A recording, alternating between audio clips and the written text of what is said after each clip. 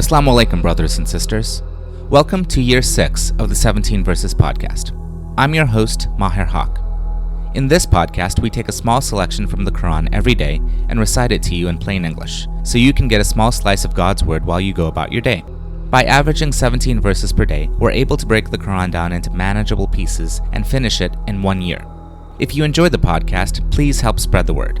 Tell your friends and family, subscribe in iTunes or Stitcher or wherever you get your podcasts, and write us a review.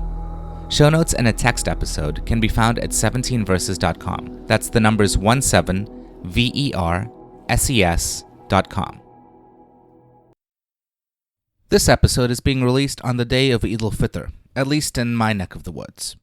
I wanted to wish you all Eid Mubarak, Ramzan Mubarak, etc. When I was searching for verses for today's episode, I remembered that Eid-ul-Fitr is not actually mentioned in the Qur'an at all.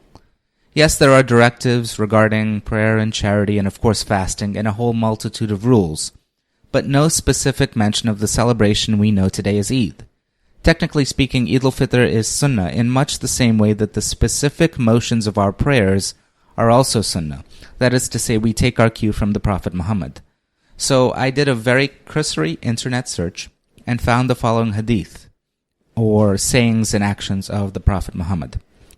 This first hadith was narrated by Aisha, who was one of the Prophet's wives. Quote, Allah's apostle came to my house while two girls were singing beside me the songs of Bu'at. Bu'at is the story about a war between the two tribes of the Ansar, the Khazraj and the Aus, before the advent of Islam. The Prophet lay down and turned his face to the other side.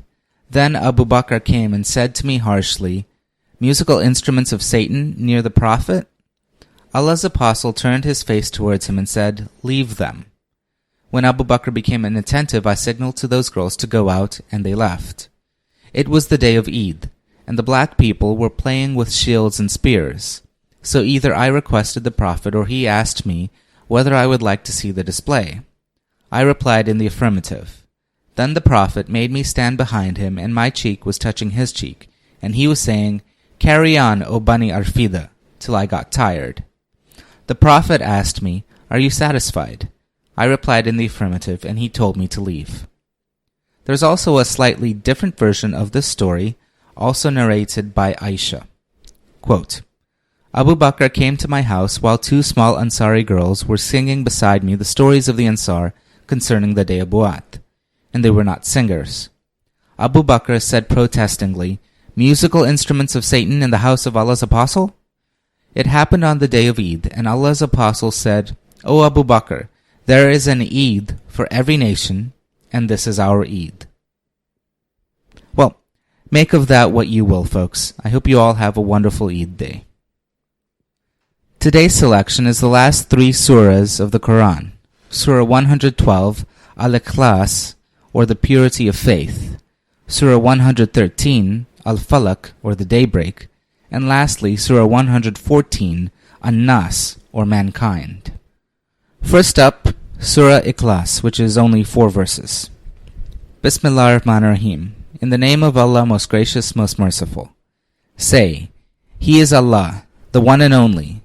Allah, the eternal, the absolute. He begets not, nor is he begotten, and there is no one like unto him. Ameen.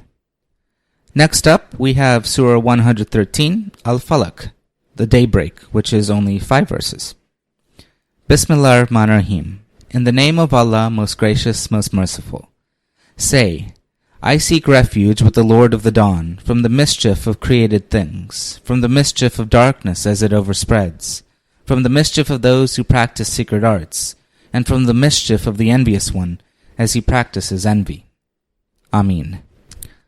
Last up, we have Surah 114, An-Nãs, or mankind, which is only 6 verses. Bismillahir-Rahmanir-Rahim. In the name of Allah, most gracious, most merciful. Say, I seek refuge with the Lord and cherisher of mankind, the king or ruler of mankind, the God or judge of mankind, from the mischief of the whisperer of evil, who withdraws after his whisper, the same who whispers into the hearts of mankind, among jinns and among men. Ameen. This concludes today's episode of the 17 Verses podcast.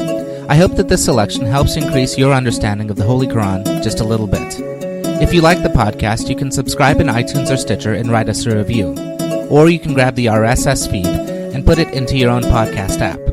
The show notes, including a text version of this episode, can be found by going to 17verses.com. That's the numbers 17, VERSES.com.